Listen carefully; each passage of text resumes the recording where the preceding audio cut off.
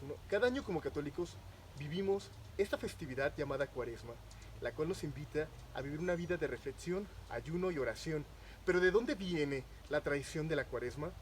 ¿Qué puedo hacer para vivirla realmente? ¿Y qué puedo hacer para contagiar a los demás y que vivan esta etapa y que la lleve más a Cristo?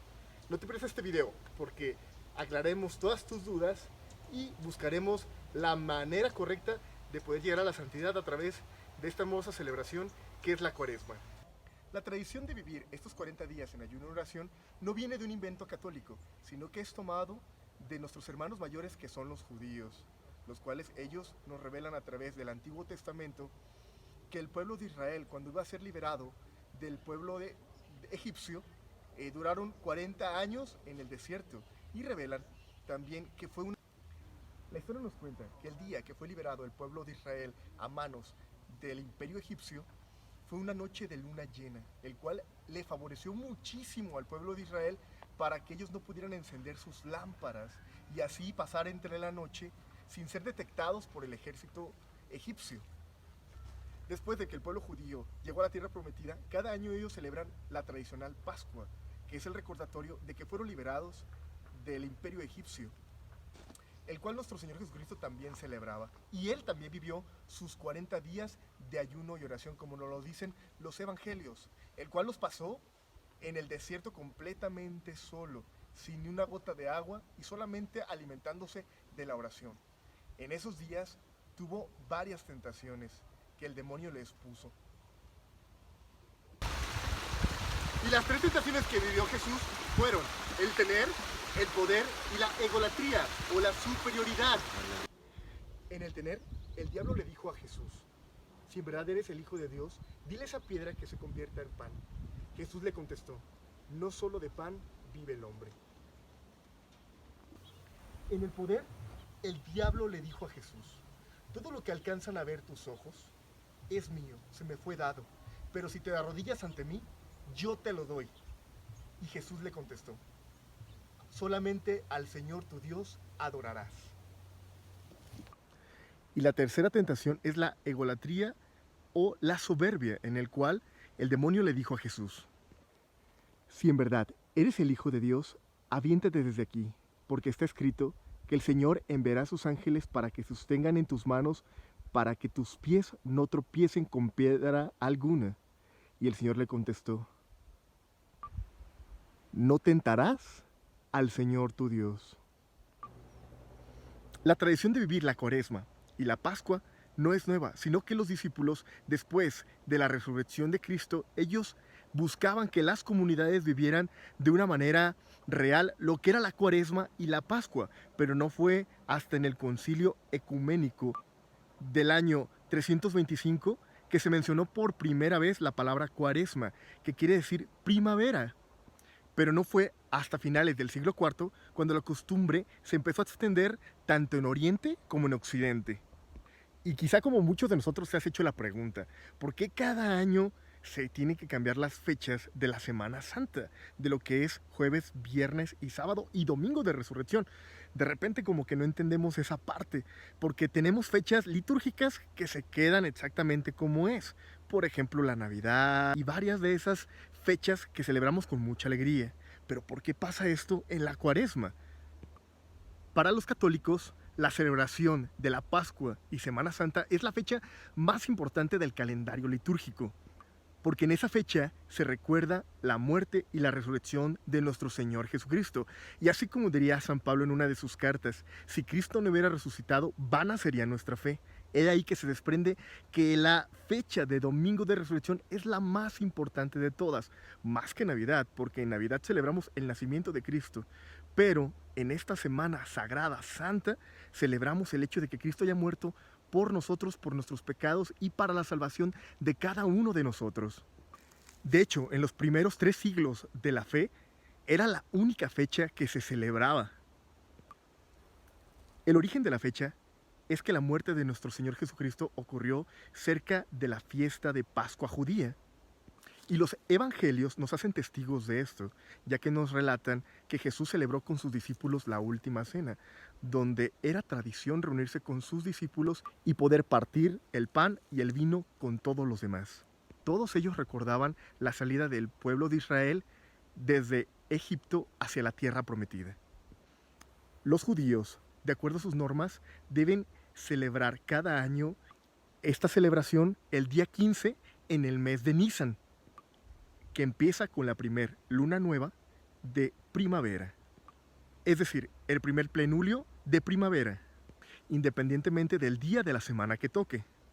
Y como ya me hemos mencionado, que en el Concilio de Nicea, en el 325, la Iglesia adoptó que la Semana Santa se celebrara el primer domingo de primavera de luna llena después del equinoccio primaveral. El año litúrgico no se ciñe estrictamente con el año calendario, el que vivimos todos los días, sino que se rige a través del ciclo lunar. Y podemos estar completamente seguros que el día que Jesús celebró la última cena con sus discípulos era una noche de luna llena, ya que, como hemos estado repitiendo, esto acontece a la tradición judía. Y bueno, es una de las celebraciones más importantes que tenemos, que a partir de ahí tenemos la celebración del pan y el vino. Por eso la Iglesia fija el Jueves Santo en la luna llena que se presenta en el mes de marzo y abril, tomando esta fecha como centro del año litúrgico. El inicio de la Cuaresma inicia un miércoles santo, el cual por ahí cuentan que la mayoría de los católicos practicantes y no practicantes visitan los templos. Es el día donde más cantidad de católicos van a la celebración de la palabra y a la imposición de la ceniza. Hay datos que nos revelan que el miércoles de ceniza es el día en el cual los templos son más visitados, más que el domingo de Ramos o el domingo de Resurrección, o es más, en ocasiones más que el día de Navidad. Para muchos de nosotros esto puede sonar algo contradictorio, ya que el miércoles de ceniza es un recordatorio de que no somos nada. En sí, cada vez que nos formamos para que nos impongan la ceniza, el sacerdote nos revela nuestro futuro, ahora sí, y no es por algo de magia, sino que nos dice lo que nos espera y lo que en realidad somos. Muchos de los sacerdotes revelan estas palabras: en polvo eres y en polvo te convertirás. O también arrepiéntete y cree en el Evangelio, que son dos símbolos que nos hacen darnos cuenta de que tenemos que mejorar en esta vida para alcanzar la vida eterna. ¿Hay algo más importante que la salud? Te hago esta pregunta: ¿habrá algo más importante que la salud? Muchos de nosotros podríamos pensar que no hay nada más importante que la salud, ya que podríamos dar miles y millones y todo el oro del mundo para tener un día más de vida, pero muchos de nosotros no consideramos que hay algo más importante que la misma salud, que es la vida eterna. Y estas frases que nos revelan los sacerdotes en el día de la imposición de la ceniza nos hacen darnos cuenta de que tenemos que considerar que tenemos que adquirir riquezas no en este mundo, sino en el que viene. Ya que la verdad de esta vida es solamente un suspiro, y si no la aprovechamos para alcanzar la santidad, se nos va a ir completamente todo el tiempo que el Señor nos regaló para poder llegar nuevamente y verlo. En esta vida recordemos que solamente somos viajeros por un segundo, somos nómadas. Nuestro hogar no está aquí, sino en la vida eterna, en la casa del Padre. Por eso suena algo contradictorio que el hecho de que tantos católicos vayamos ese día, miércoles de ceniza, a recordar que si no nos comportamos realmente, que si no vivimos las enseñanzas que el Señor nos dejó, pues bueno, tendremos ahí nuestro futuro. Tenemos que volver a ser verdaderos creyentes y vivir los sacramentos. Y quizá te preguntas, ¿de dónde sale tanta ceniza que le imponen a tantos católicos? ¿Y cuánta es la cantidad de ceniza que me tienen que poner? En primera, la cantidad de ceniza que te tienen que poner es la cantidad de tus pecados que tienes durante todo el año. No, no te creas, eso es mentira. La cantidad de ceniza es muy pequeña, solamente es un símbolo, pero es considerado un sacramental que nos recuerda que tenemos que seguir a Dios. Segunda, la pregunta, ¿de dónde salen esa ceniza? Pues sale de la quema de las palmas del año pasado del Domingo de Ramos. Se juntan, se queman, y como también es un sacramental, pues nos ayudan a seguir recordando que tenemos que seguir a Cristo. La Cuaresma es un tiempo litúrgico de penitencia y conversión, en el cual los fieles nos preparamos para vivir la pasión, muerte y resurrección de nuestro Señor Jesucristo en la Semana Santa. Y esos 40 días que dura la Cuaresma, los fieles católicos tratamos de vivir una vida realmente como hijos de Dios, buscando una conversión personal y familiar. Y a continuación te presentaremos 5 puntos que te van a ayudar para vivir una Semana Santa más real. En primera, la oración. La oración te va a ayudar muchísimo para que tengas esa comunicación con Dios. Sin oración no hay realmente conversión. Necesitamos estar constantemente en comunicación con Dios, que nos ayude a vivir no solamente la Semana Santa, sino todos los días escuchando su voz. Con la oración, el cristiano realmente entra en comunicación con Dios, dejando entrar así la gracia en su corazón y asimismo la conversión para vivir una vida realmente en santidad. La segunda práctica es la mortificación. Esta parte para muchos de nosotros nos cuesta demasiado trabajo, ya que nos implica realmente negarnos a nosotros mismos para poder avanzar en esta vida cristiana. La mortificación muchas veces es dejar de hacer algo o hacer realmente también cosas. Por ejemplo, si no te gusta lavar los trastes de tu casa, por mortificación lo tienes que hacer y eso te lleva a la santidad. Esas cosas, aunque parezcan muy pequeñas, son actos heroicos que en realidad te llevan a la santidad, porque lo estás haciendo por amor a Dios, por amor a los demás, por el Sagrado Corazón de Jesús y el Inmaculado Corazón de María. La mortificación es una práctica que en realidad nos cuesta a todos muchísimo trabajo, ya que el ritmo de vida de hoy en día nos lleva a la comodidad. Cada día encontramos cosas que nos facilitan la vida y que si hay algo que me implica algo de esfuerzo, tratamos de evitarlo. Hay ejemplos tan básicos. Ya existen robots que te ayudan a barrer tu casa, a trapear tu casa. Y bueno, se han evitado ese tipo de prácticas, pero si tú puedes hacerlo, agarrar una escoba y barrer, porque te cuesta muchísimo trabajo y lo quieres ofrecer por amor a Cristo, créeme que tiene muchísimo valor. El libro de San Alfonso María de Ligorio, La práctica del amor a Jesucristo, nos enseña cómo podemos hacer pequeñas obras de caridad, obras de sacrificios para poder agradar cada día más a Dios.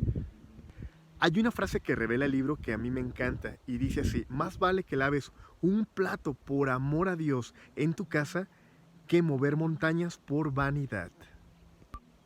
Hay un santo que le encantaba hacer prácticas de mortificación y la que más le gustaba era barrer. Ese santo podemos decir que se hizo santo barriendo. No hay otra manera de decirlo. Y él es San Martín de Porres, ya que le encantaba barrer de pie a pa su monasterio junto con sus hermanos y les enseñaba que ciertas prácticas tan pequeñas como esa podían limpiar los pecados del alma más condenada, ya que si los ofrecemos por amor a Dios, Dios los toma como en cuenta para poder hacer que nuestras almas lleguen a Él.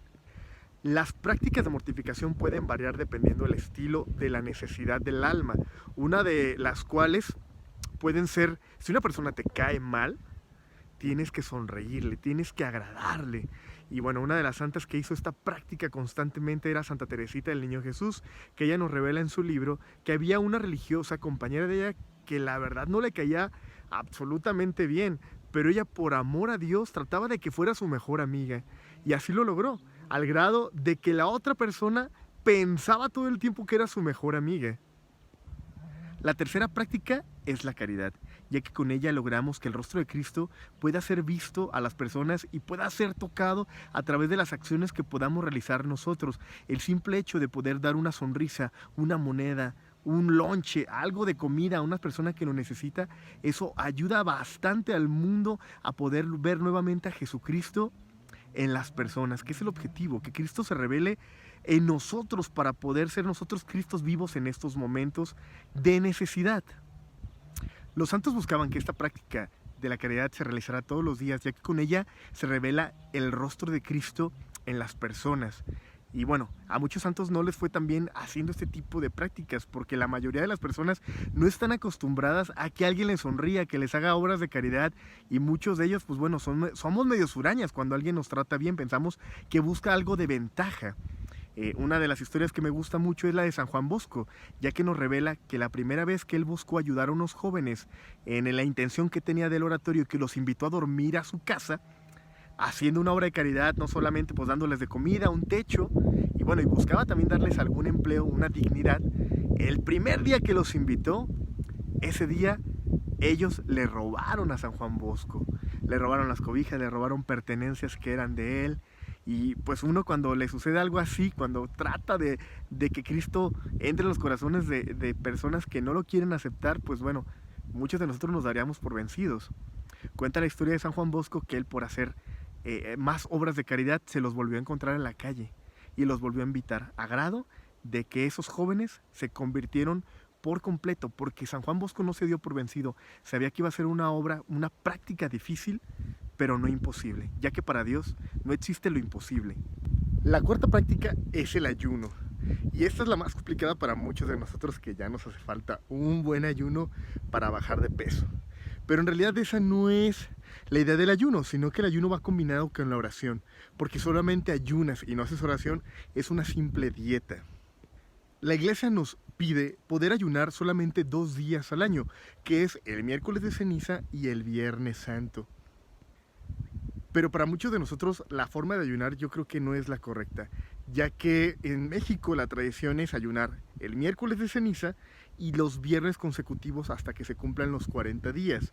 Pero el ayuno ya no es como antes, o lo hemos soltado un poquito. La mayoría de nosotros, el momento de ayunar los días viernes, son con platillos algo exquisitos. El ayuno consiste en poder hacer una pequeña penitencia de las cosas que más nos gustan, que para muchos de nosotros es el comer.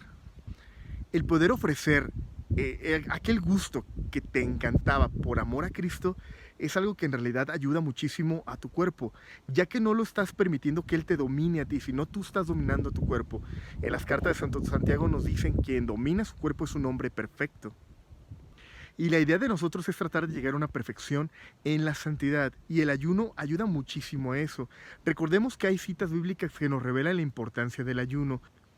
Una de estas citas bíblicas es cuando los discípulos llegan con Jesús y le mencionan a Él que no pudieron expulsar un demonio. Y Jesús les contesta, hay demonios que solamente salen con ayuno y oración. Es por eso que es tan importante mezclar estas dos prácticas, el ayuno y la oración, y muchos de nosotros lo hemos comprobado. Cuando ayunamos y oramos, nos concentramos más, encontramos más rápido la voz de Dios, la concentración interior para poder escuchar a Cristo en nuestras vidas.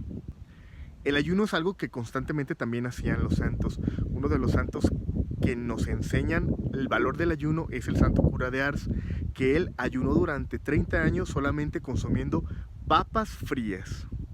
Y la quinta práctica es vivir los días santos, desde el inicio del miércoles de ceniza, pasando por el domingo de Ramos y viviendo estos días santos, que es jueves, viernes y sábado.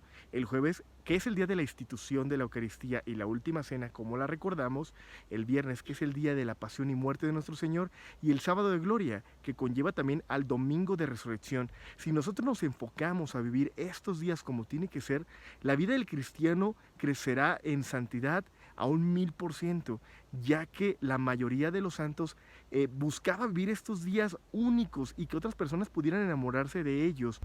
El poder meditar la pasión y muerte de nuestro Señor Jesucristo nos hará entender cuánto amor nos tiene, que es un amor inexplicable, un amor que no podemos entender, pero que nos lleva a Él. Así es que, mis queridos hermanos, en este tiempo de Cuaresma, meditemos, ayunemos, busquemos la mejor manera de poder vivir estos días santos. Y bueno, la iglesia nos recuerda que estamos pasando un momento de luto con el color morado, que es el color litúrgico que se representa en esta etapa. Así es que cada vez que vayas a misa y veas las imágenes tapadas, veas al sacerdote vestido de color morado, es porque estamos viviendo este tiempo de luto, de ayuno, de penitencia y oración. Necesitamos acercarnos más a Dios y en estos días de gracia, aférrate a Él y busca la santidad junto con tu familia.